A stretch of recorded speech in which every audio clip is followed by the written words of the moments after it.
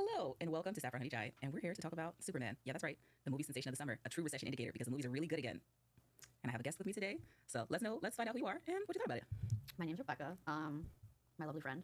I thought Superman said a lot. We gonna get into it, but I would go and rewatch it again. It isn't something I can say about a lot of like American movies. So like, This is so true. This is one of the this year has been really good for movies, but this is one of the few movies I'm like, okay, twice actually isn't enough. We need to see a third time, maybe a fourth time. It was this one, and it was Sinners. Sinners was pretty good too. It was amazing.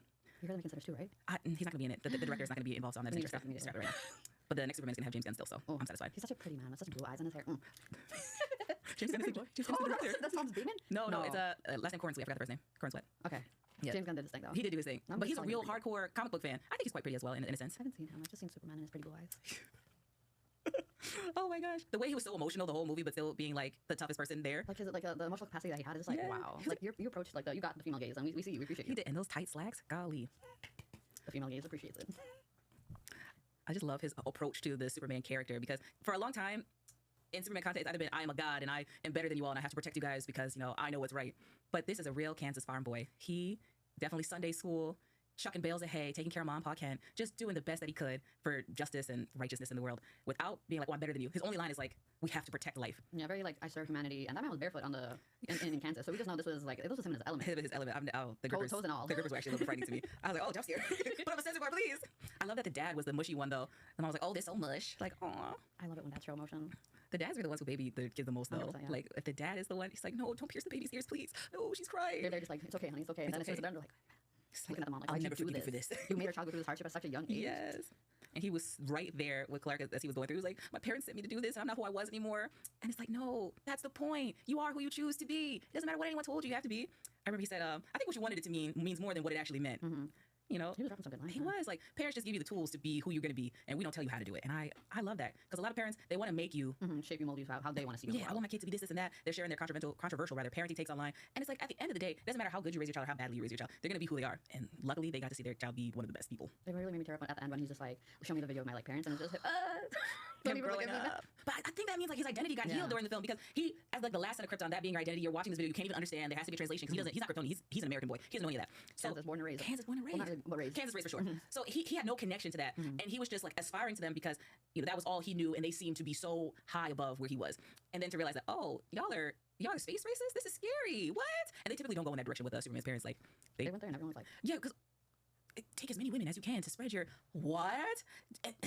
Lay down anyone who stands against you. Oh no, not babies first genocide. Imagine thinking a baby's gonna do it. And that's why Kara's there as well because she was older, so she was supposed to teach him all the stuff because she was 13 when she got sent down in some iterations. all she did was say thank you, bitch. But Yes, after she came back from her drunk bender.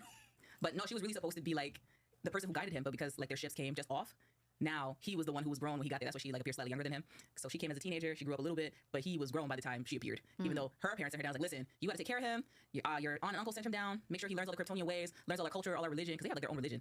Yeah, they worship the sun god Ra, and they have a whole series of rituals related to Ra, including like some pretty specific funeral rites that are technically impossible because she's the last female Kryptonian, and it has to be done by a female Kryptonian. So like when Superman dies, she can do his funeral rites if he wants a Kryptonian funeral, but no one will be there for hers. You're talking. All I'm hearing is like inspired by Hinduism because sun god. What? And usually the men of the family can only like do like the funeral rites. Yeah, like they have to cut their hair. And like a girl can't do it. Whoa! I mean, slave because we keep her hair also. I did not know that. Yeah, they have like a special. I don't know the specifics of it, Yeah. but they have a special funeral rite, and it can only be done a certain way. Yeah. And yeah, oh my god, monocultural competency for the win. And that's like a real language, the Kryptonian that we heard. They like design different languages to go with Shit. Wow. Yeah, they designed the different languages to go with the storylines because this is like a thing. There's a how do I describe them? They're like linguists who make up languages for like they call conlangs. They make up languages for shows, so like Klingon, Kryptonian, Valerian, things like that. They create them because otherwise people would just be picking languages that already exist, and they have conversations about that. It's like, oh, why can't we just use this language that no one really speaks? Like that's someone's culture. We can't do that. That's crazy. So Do you think that they use the same linguistic for like the show Supergirl because there was also like different? I do. I think they use like similar because it's never like you're never seeing the whole show in Klingon. You're seeing like messages, bits and pieces, and hearing some things, but it's not all the same because it's a different person each time. And there's no like strong community around Kryptonian. Like I mentioned Klingon earlier, apparently there's like a really strong Klingon community. They had a conference last week as of this filming, and my bestie's partner went and goes to every Klingon event every year, and he is extremely knowledgeable about it, from the grammar to everything. And I didn't know you could be fluent in like a language that isn't really existing, but like it exists. And if they want to add new words, they have to like He's gonna be a Rosetta Stone up in that bitch. no, because you already know so many languages, but like, man, and you have to like submit questions. Like if you want like to change like anything about the language, you have to submit it. So for sourdough bread, you have to submit a potential change, and then they have to agree, like a council for the language has to agree on it, which I think is pretty interesting because language is so strong culturally, and to see like Conlang build a culture around it, it really draws out like the way that language was a real hindrance for Superman to actually match with the Kryptonian. Because the whole thing's like, actually, I'm a human. Like, I have the power. I get strong from the sun, but like, I'm a human being. Yeah, the translation kind of made me a bit sad because it's like I wish that he was able to understand it, but at the end of the day, I know that he wasn't able to. So just like the whole when the 360 of him like towards the end, when just like showing me the video of my parents, I was really happy that they showed his parents from Kansas, the ones that like raised him and everything. So I'm just like, this is the language you understand. This is the language you're comfortable in. This is the language that you're raised in, that you can love in, work in, all of the types of things. So I was really happy about that. And the things they were saying to him in that one, it's like you're seeing everything for the first time. Because he really is getting everything for the first time. Because he's not just seeing everything for the first time as a child. He's seeing everything for the first time as like basically an ambassador from an old world, bringing his energy, his love, his care to a new world. So everything he does from here on out is something no Kryptonian before him has ever done before. 100%, yeah. Discovering a whole new world, learning how to go through it, and like with a new set of parents, it's just like, And whoa. loving it and making peace on that planet where it seems that was not the case historically. It was not a part of their agenda. The priorities did not have that in it. Did not have that in it. I was also pretty surprised about the Justice Gang, because usually they don't put Hawkgirl and Guy Gardner and Mr. Terrific together. They're usually like part of like the greater Justice League. Yeah. Well, I mean, not Guy, because no one likes Guy. When I found out who, like, when we were in the movie, Yes. they kind of who Guy was, we're like, we know his face, and then we're like, that's Nolan from The Rookie. It is Nolan from The Rookie, cop cutie. And the haircut was terrible. The haircut was terrible. He's actually supposed to be a redhead, so that probably, yeah, because Guy Gardner is a redhead. He's supposed to be ginger. I'm not sure how I feel about him being a ginger. I think it would look horrible with that same, It would worse. This would is like be a, worse. I guess a nice middle. yeah.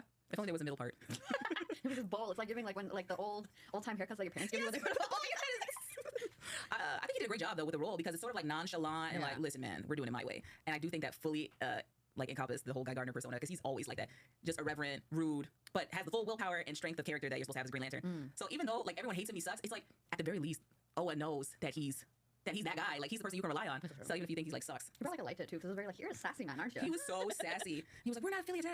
But in the end, he was like, fine, let's do this. But also, can we talk about Mr. Terrific? Because I need to see more of him being the badass he is. Like, I need to see all of his spin-offs. I need a show. I need a separate movie. I need all of it now. He's actually a really cool character because he's the second Mr. Terrific for the DC universe, not the movie universe, but the DC universe in general. Because the original Mr. Terrific was like a white guy with superpowers, and he actually like had powers. He wasn't just super smart. But this is so crazy. That Mr. Terrific and this Mr. Terrific met when Mr. Terrific was about to like kill himself. He like the black Mr. He like Terrific. passed it on. Okay, so it's like this. So he was old. The old Mr. He was old. He was he was tired. So he was gonna keep living his life and just be an old guy. But he came across our current Mr. Terrific and saw that he was ready to give up because our current Mr. Terrific had lost his wife and child in a terrible accident, and he was ready to die because he'd always been very intelligent. He was like a super genius. So he was like, yeah, I actually just want the pain to stop. But like you see the words on his arm, fair play. The old Mr. Terrific introduced him to the fair play concept, which is all about treating everyone with fairness and justice in the world and enforcing fairness, not forcing, encouraging and uplifting fairness and justice in the world. And that gave him new energy to live and keep going, which I think kind of tied in when he was like, I don't want to talk about relationships in the movie because like, listen, that's irrelevant. I lost love of my life, my baby. I'm not trying to hear it. Real. But like, it kind of touched me because it kind of like revitalized him in a way. Like it brought back the, I'm not sure I would say spark, but like gave him like a bit more of like life. Yeah, in a way. Like, something about having a purpose does actually make you feel a lot better even in rough times. Like when I have a rough time in my life, I have to give myself something to do.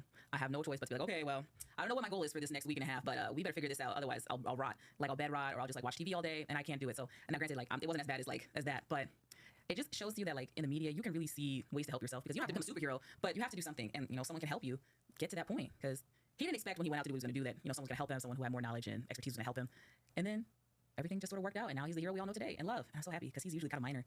But like he's usually quite a minor character. Like in no way did I ever expect him to be minor. Yeah, like in the Justice League and in Justice League Unlimited, he might have gotten like half an episode or like some minutes. But like for the most part, besides maybe in Arrowverse, he was not getting like full shows. And even then, that was like 5 seasons in, Mr. Terrific started showing up. So Good God. yeah, very underloved, underutilized character. But that's kind of what James Gunn appreciate it does. too, yeah. Because with Guardians of the Galaxy, no one really cared about like the Guardians. No one cared about Star-Lord or Mantis or Gamora. They didn't really have that in their mind. And even Iron Man was kind of minor. That was not like a real serious character, even though James Gunn didn't direct Iron Man to my knowledge. But he knows his stuff so well because he's really into the comics. And because he's so into it, he understands the different aspects of it and how to make it shine. And also, he has a good ear for music, so he knows how to tap into your nostalgia to make the movie really work. No, he tied all the elements together. Like me hearing that Mr. Terrific is a minor is like a shock to me now. No fucking way. He's actually super minor for the most part, unless it's like his own specific comic run. Because like most of the heroes have their own run, but for the most part, you're not going to see them too much. Like Superman, Wonder Woman, Batman, those are like the big players. Martian Manhunter, some of these people are like big names, but you're not going to see a lot of them typically like in the big screen, like on our movies that we're seeing, and even in like some of the more minor animated properties. It was really hard to see them.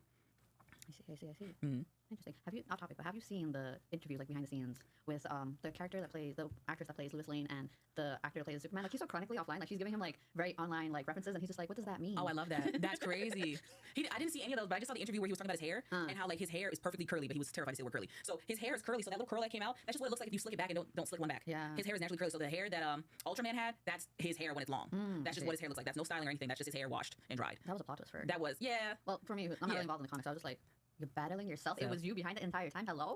I do also think it was sort of an interesting take on cloning because typically if something's cloned, it would at least have some kind of sentience or consciousness. Like it would know things. But he had to be guided to do the most basic sort of fight. And then like A5, B6, and we're like, 1A. and he's going in, he was like, just knock him down. Like but he didn't know what to do. And I think that was a real detriment in Lex's plan because if he had, I think he basically lobotomized him.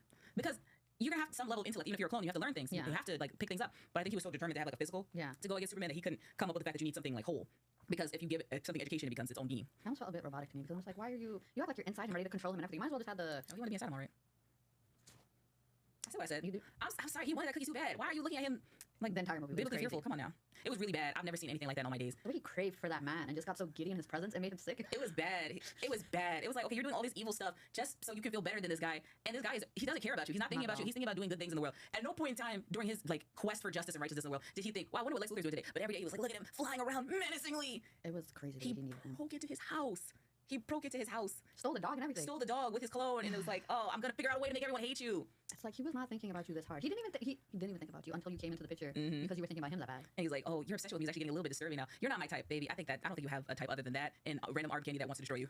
He strictly sexual orientation is Superman. Superman, literally, because he wasn't even doing anything with the girls besides putting them in prison. That was actually kind of crazy because like he just had money and he was doing all this evil stuff. So imagine who he would be if he had money and then superpowers. I mean, well, we have seen what money and power can do. Well, I mean, Yep. yep. I mean, yeah. In the real world, if you open up a newspaper, you'll see that. But luckily, the problems we have on our planet right now can fly through walls and punch through your chest. Unfortunately, not. Unfortunately, no. That'd be so scary. Imagine if Jeff Bezos could kick you in the chest so hard your heart would fall out. He needs to just leave immediately. People at Italy don't even want him, please, or It's really hard because I don't know. Like in fiction, you see the billionaires and they're like, oh, like Bruce Wayne, he's always donating stuff. I mean, he's beating up poor people in his spare time, but he's like donating stuff and trying to enrich his community in honor of his dead parents. But like in real life, billionaires they're doing that a little bit, but for the most part, it's like, we got any more oil money? I want to get another yacht. oil resources. Like oil resources, it used to be spices, and now it's all that dinosaur blood. Everybody want that dinosaur blood. That's crazy. That's what oil is. It's basically dinosaur. It's like dinosaur body because they died so long ago. All their corpses are like transformed into a resource that we can use. So it's like crude oil. You transform it into gasoline and all these other byproducts, which is why everything's made of plastic. Plastic is like the major byproduct of oil. I feel like my mind's been blown. Yeah, I mean that's kind of why, and it's so cheap and readily available. But like, I mean, there was a limited amount of dinosaurs. Like, granted, they had a really long run, but there's like a limited amount. So now, after hundreds of years of industrial revolution, like we're about to have a real big issue. This is heavily true. This is heavily true. I kind of wish we had somebody, hell, even a supervillain, like if Poison Ivy could come out and be like, protect the planet real quick. I would I need prefer to that. protect heavily right now the nations. Please. I can't take it anymore. I fear. There's just so much injustice being done. I just need one supervillain, one superhero just to like emerge. It's like, okay, I'm sorry, I was hiding out for a little bit. Let me just I was just chilling too much, but like let me get back to business. yeah, right. I gotta get back to the studio. Come on now. But I think times like this make us see that we can actually be our own hero. Like there's little things we can do that can improve the overall conditions in the world. Like of course we can't single-handedly stop what only 5 business magnates are doing in the world, but we can do minor changes that have big effects. So we can take care of our local community because that's what what would Superman do?